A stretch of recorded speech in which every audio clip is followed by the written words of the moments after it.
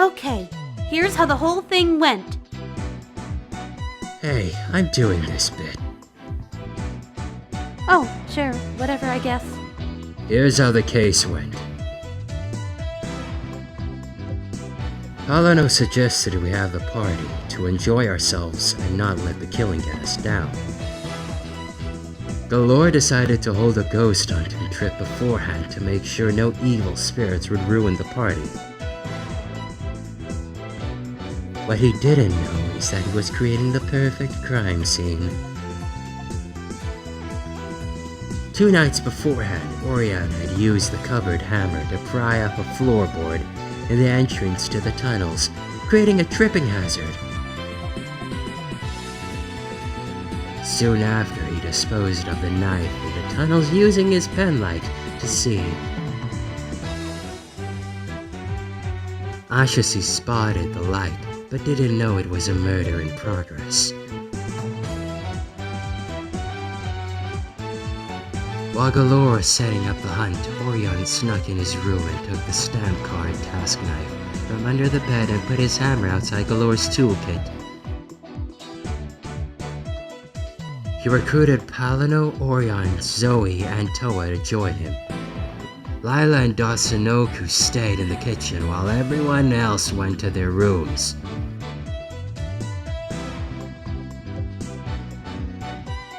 Toa took the torch, but Orion had asked her if he could take it, in which he secretly adjusted the batteries, making them loose.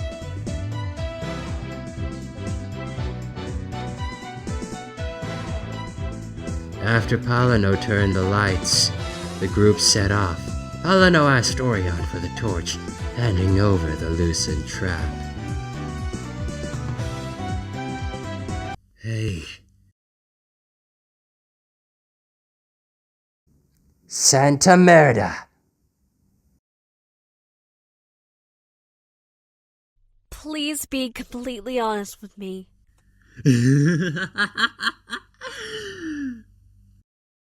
Nobody left behind. Felicity! Can't help being the best. Honestly? Listen to me! They were having an unsuccessful trip until they got to the entrance to the tunnels. Galore refused to go in due to his nyctophobia, until Paulino tripped on the trip hazard and dropped the torch, causing the light to go out.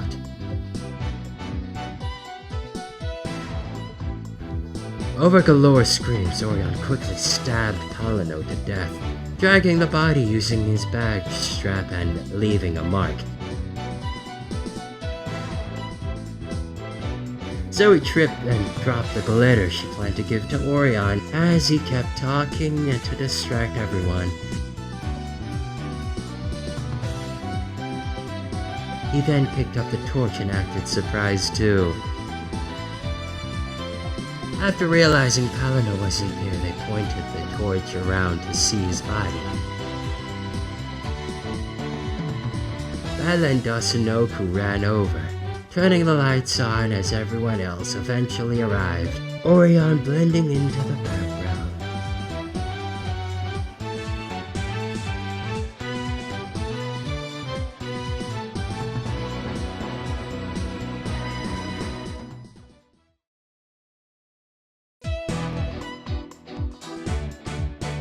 I'll expose the truth, for sure!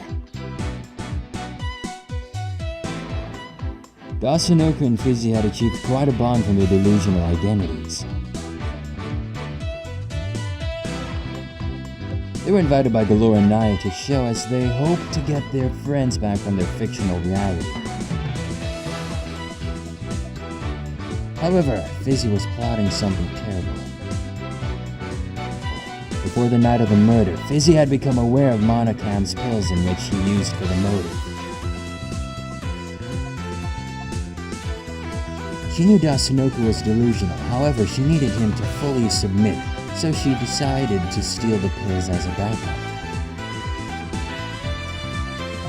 Dasunoku, or Dasumi, received a letter in the night telling him to go to the stage in order to compete in a duel. Being delusional, he went without question. Meanwhile, Fizzy waited at the stage for her dueling partner to arrive. Me and Toa, out looking for these exact individuals, spotted Asanoku leave his room and head up to the second floor. We were kept back due to the elevator taking time to come back down for us.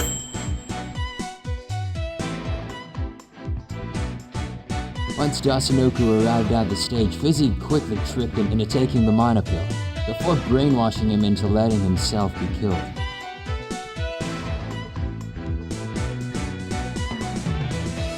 With her puppet around his neck, Fizzy easily stopped Asanoku from breathing before hanging him up on a cross to give him that holy death he would have wanted.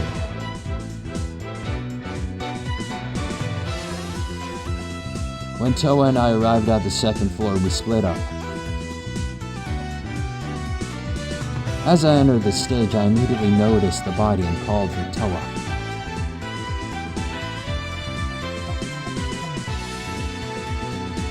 Fizzy must have heard us arrive and figured she should go whichever way Toa didn't take to get to the stage.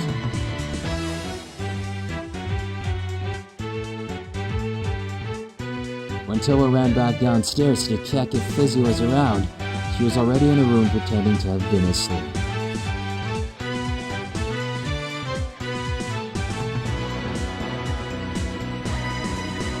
You're the killer, Fizzy, the ultimate puppeteer!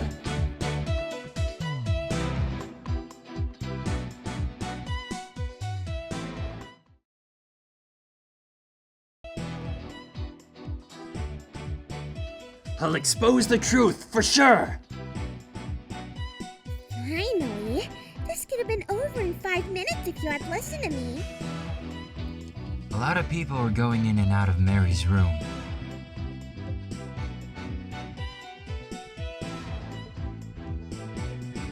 Irina decided to use this to her advantage in order to kill somebody. She's previously figured out a way to murder somebody without a weapon, simply depriving them of protection from her room's temperature.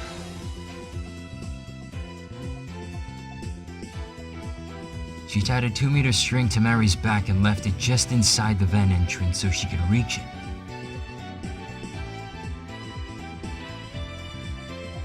Thinking it would probably be Zoe, Irina was surprised when Galler and Nia entered the room.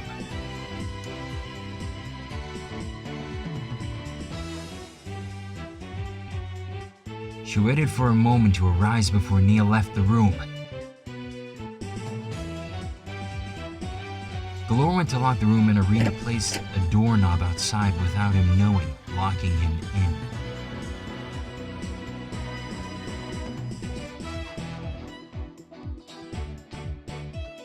He started speaking to Mary, who offered her normal support to him.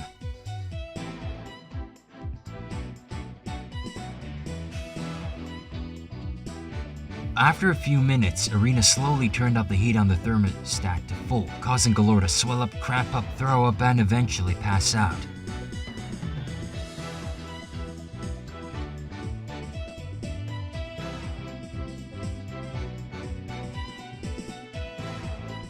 During this, in order to cause more despair, especially to Zoe, Irina crawled through the air vent leading to Mary's room.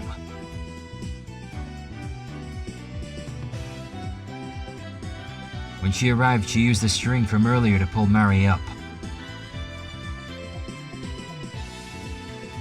Galore spotted it before passing out and got confused that Mary was flying.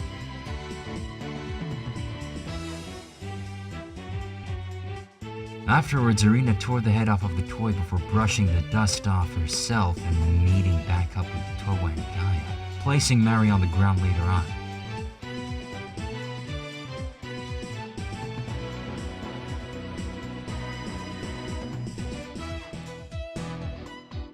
And then, during this very trial, Irina stabbed Nia in front of us in order to confirm her guilt.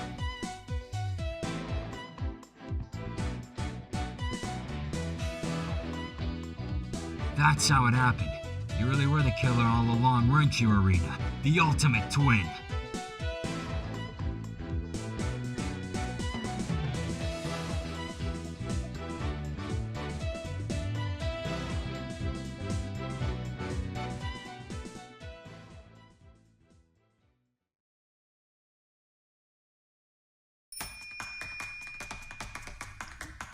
As much as I hate this, I still need to recap this horrific event.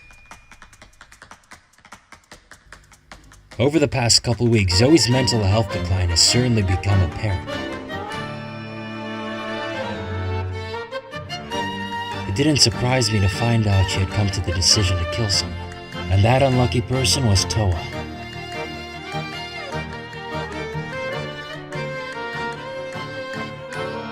That night, Zoe called Toa on the phone and told her to meet her at the library.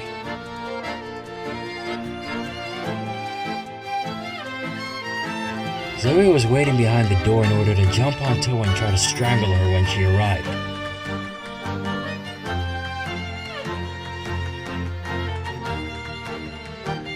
The moment came, and as Toa opened the door to the library, Zoe jumped out and strangled Toa as best she could.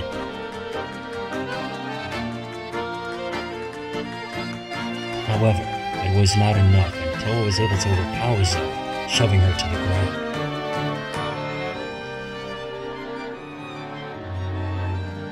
Shouting at her to leave, Zoe slammed and locked the door to the library, leaving Toa ready to tell everyone.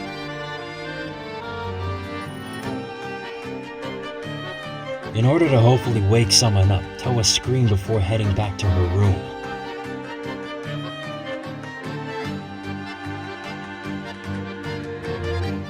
Dio, who left his door ajar as Zoe had instructed him to, most likely because she was worried the plan would go wrong, heard the scream and decided to wake Ares up and investigate the building for people in need together.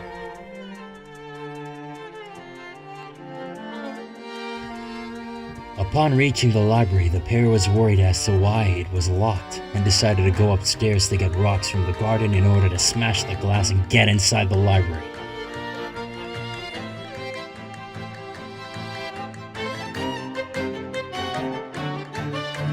Meanwhile, Zoe was inside tying a noose and preparing to kill herself.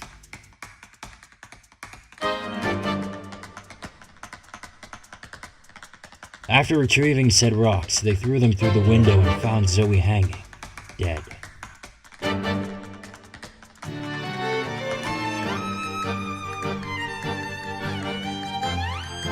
But what they didn't realize was that one of the rocks had hit Zoe in the side of the head before she could die from hanging, finishing the job before she finished it herself.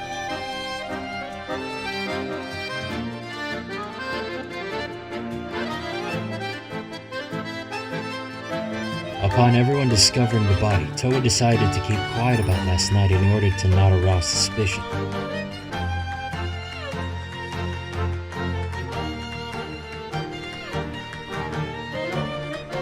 And that's the disturbing truth.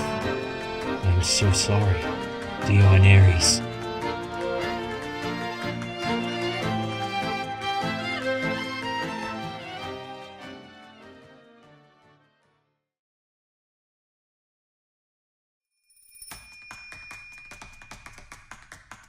Are you ready, Rusi? Yes, I am, Felicity. As I said before, I slipped a note saying I brought Jira here under Toa's door. But before I knew it, she figured Acapaccio had some involvement too, and went after him.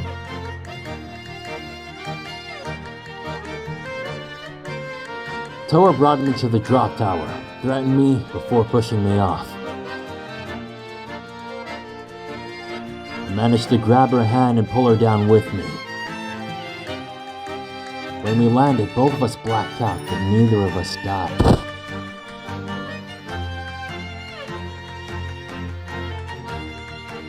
After hearing this drop as I approached the drop tower, I rushed down to the tunnel's entrance where I found them both lying unconscious on the ground. I knew immediately that this was a good opportunity to trick the mastermind, so, in clear view of the cameras, I used a knife I had on me to stab Acapaccio in the lower lateral quadrant. Asachi should know that this is not a vital area and, with proper treatment, a wound that can be healed. Then, I left the room and contacted Monocam, who thought I had killed Acapaccio. I then asked him to create a hole in the wall of the tunnels once people discovered the body. I grabbed some rocks off the meeting room table and laid down next to Akapacho in order to fake my death.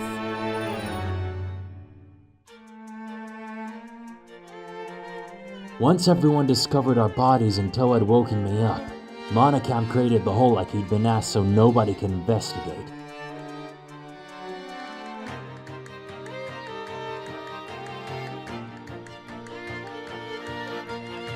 Once everyone was high enough for me not to be noticed, I grabbed Akapacho's body and swam out into the meeting room, causing it to become somewhat flooded.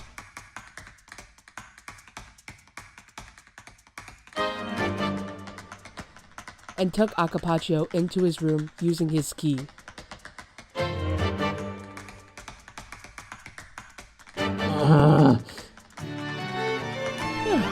You're awake. What happened? Ow! Why does my body hurt so much? I stabbed you. You what? Long story. Just listen to me. Everyone else thinks we are dead. I have a plan to trick the mastermind, but I need you to help me. Why should I help you? What? You kept telling me to go away and now you want my help? And you stabbed me?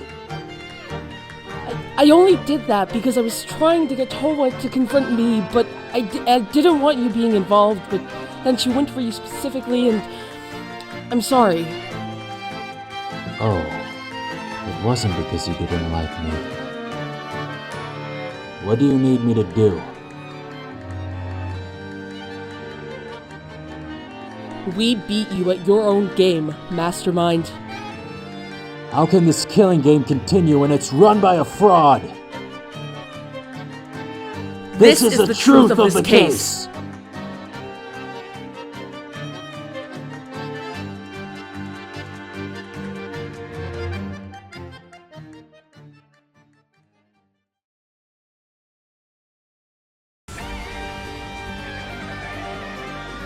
What more can I do, huh? Let's just get this over with, Tadashi.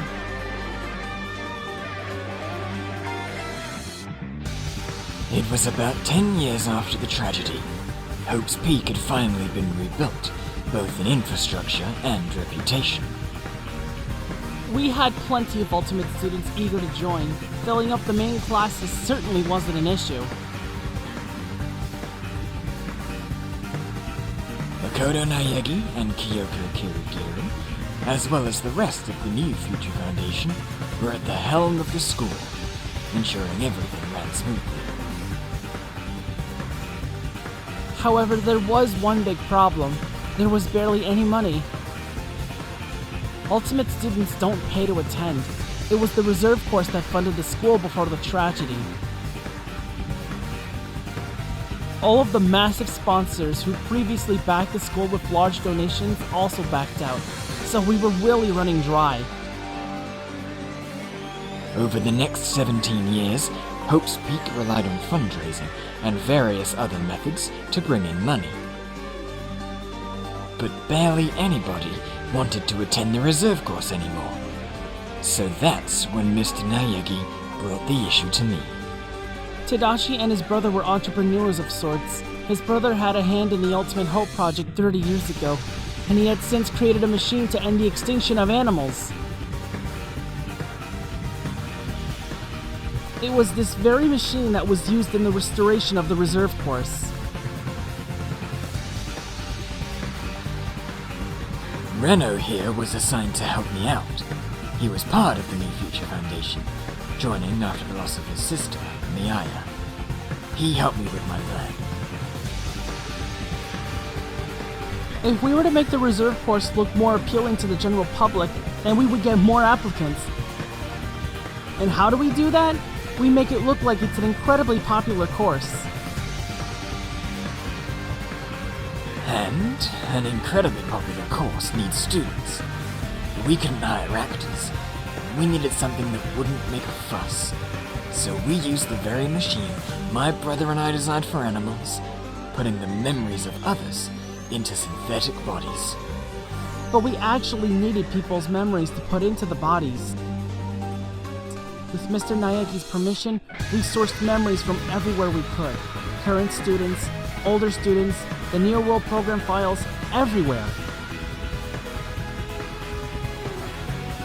The memories of people like family members and friends were inserted into bodies, so however the source remembered this person, that is how they would come out. Taiko Yasuhiro remembered Dasanoku from when the two were married, Mahiro Koizumi remembered Lilia as her middle-aged mother, etc. We intended them to withstand a year of fake schooling, so the public could get the impression the course was popular, and more people would want to apply. We didn't account for any of them finding out about their creation. When Lilia did, she killed Tadashi's brother, who she thought was Tadashi. Then she looked through every file on the computer and informed her friends.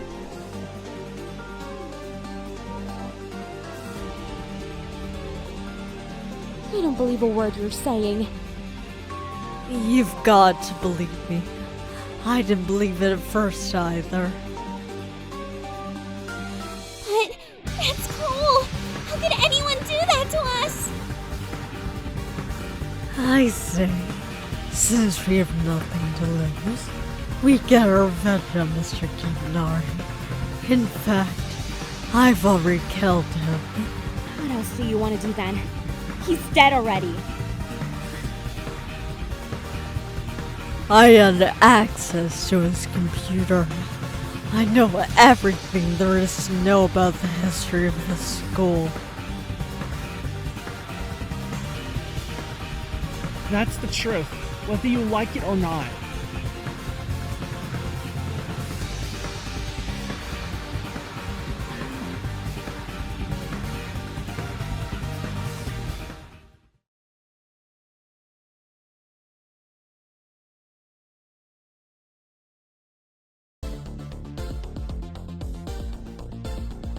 This is the truth of this case. We were all so very hungry, having been starved for days on end. The burden of death had grieved Vivian, who believed he owed an oath of life to his family for inadvertently killing them years prior. That night, Vivian entered Charlotte's room, intent on murdering her, as he deemed her to be the weakest link. However, what he didn't know was that Charlotte was able to easily overpower him, causing him to be on the edge of death instead.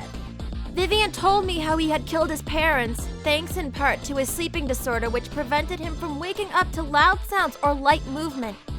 But what we didn't know was Bauman had been projecting into the spirit world and seen Vivian enter my realm.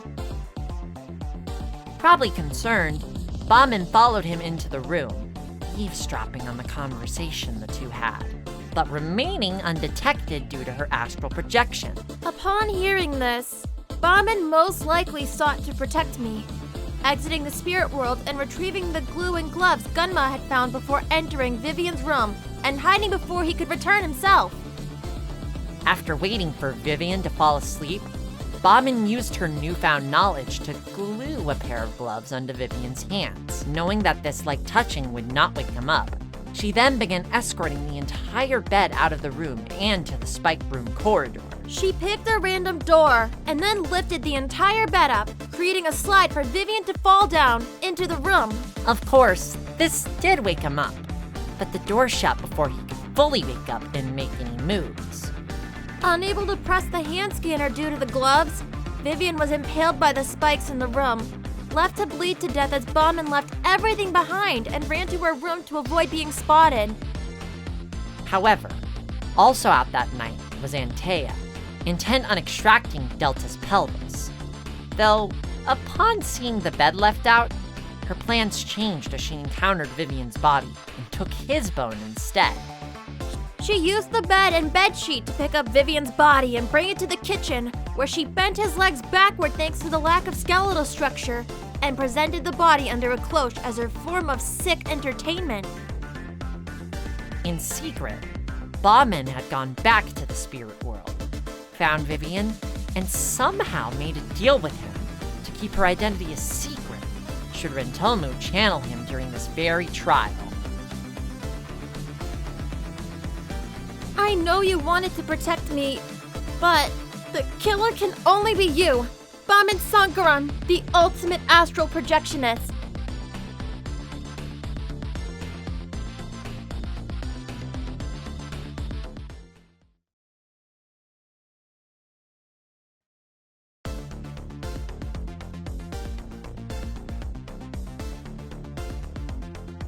This is the truth of the case!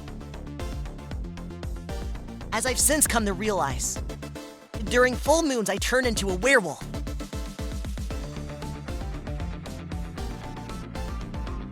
And unfortunately came into contact with a couple people during this time. At separate points in the night, I'd attacked both Gunma and Emiliano, leaving visible scars on their body.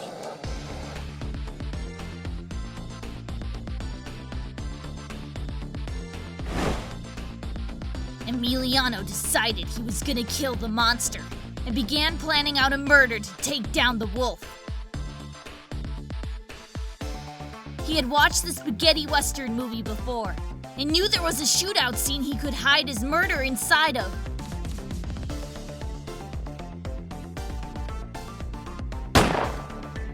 So with Matilda's help, the two decided to plan a movie marathon, where he could kill Tomochi under everyone's noses.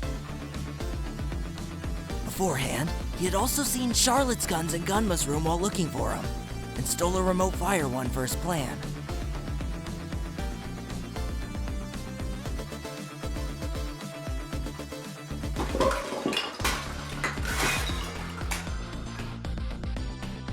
Disguising his actions as making popcorn, Emiliano constructed a mechanism inside the popcorn machine, taping the gun to the middle pole.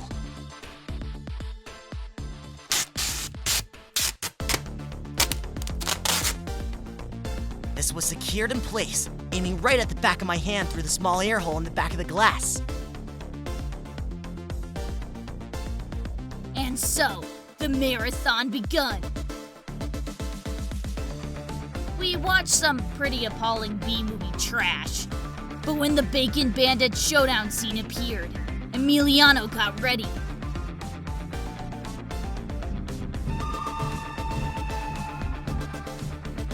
Knowing when the gunshot would happen, he pressed the pairing button beforehand.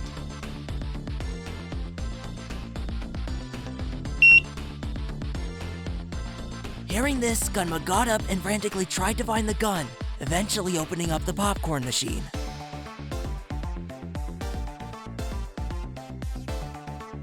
Emiliano pressed the fire button as soon as the movie shot happened, just as Gunma opened the door. Being secured to the door and to a rotating pole, the revolver swung around to face Gunma, and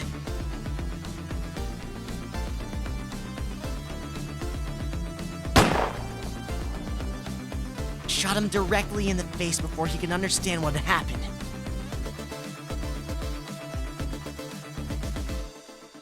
The body would only be found after the marathon concluded, with everybody none the wiser of how it happened.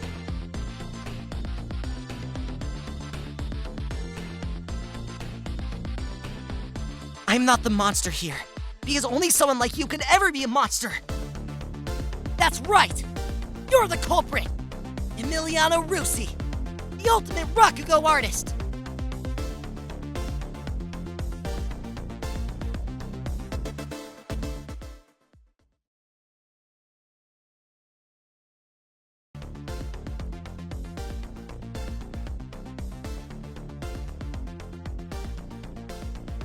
Closing argument speedrun time! Yuki entered the Ye Old World program with a mimic role. Using this, they formed a plan to kill off the werewolf and take its blood. The three boys had found an out-of-bounds area, and Antea had made an ice bridge to get across. Yuki used her mimic powers to create a puppet of Mr. Barry to get Charlotte in on the plan. During a battle, the ice bridge destroyed due to Antea using her ice again. The next time they all split off, the boys went to the out-of-bounds area again, though this time, Yuki had switched to Necromancer and cast a poison curse on Tomochi.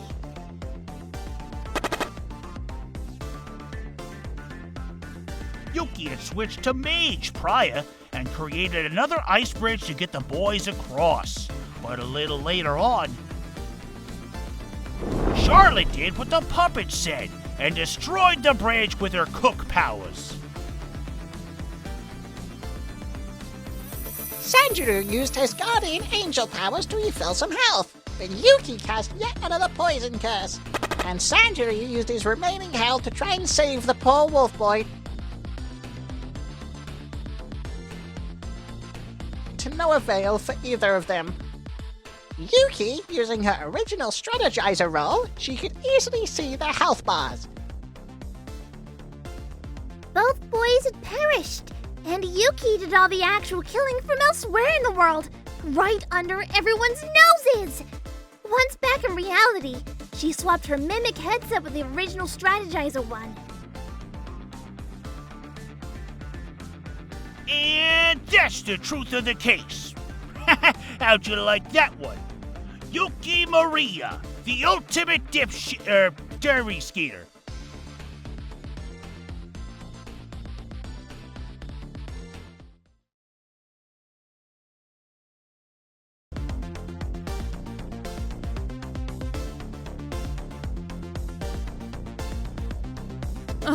You give me no choice. It's time I come clean and explain my plan in grotesque detail. You're just gonna tell us? Is that not what you want?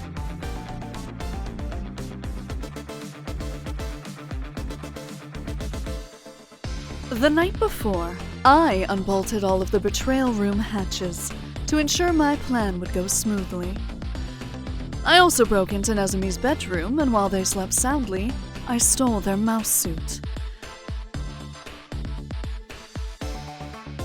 Then, I found Matilda in the canteen. She was fast asleep by her poor kitty's grave. I simply smacked her around the head with a blunt object and she was dead.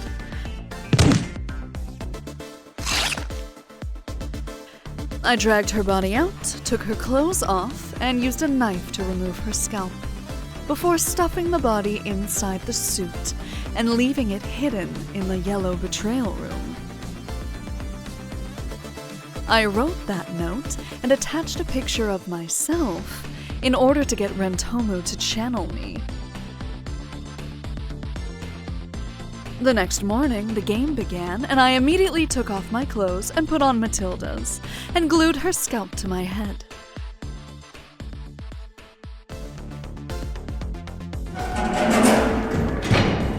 I left through the hatch and headed to the canteen, where I used my personal Magatama to channel her. As soon as I said the chant, I threw the Magatama at the trash bag I placed there, and it shattered.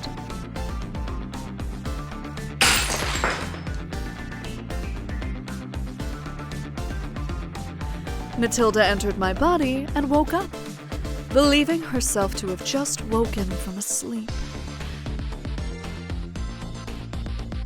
Then, Rentomu did just as I planned and channeled me, to which I awoke in the betrayal room.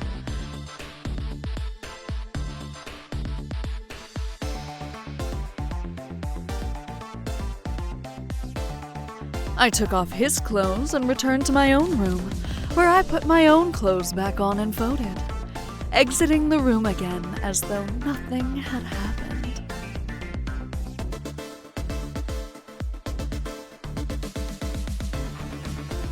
And that's the truth of the case. We found the killer. Hooray! And Dea made us the ultimate mythologist.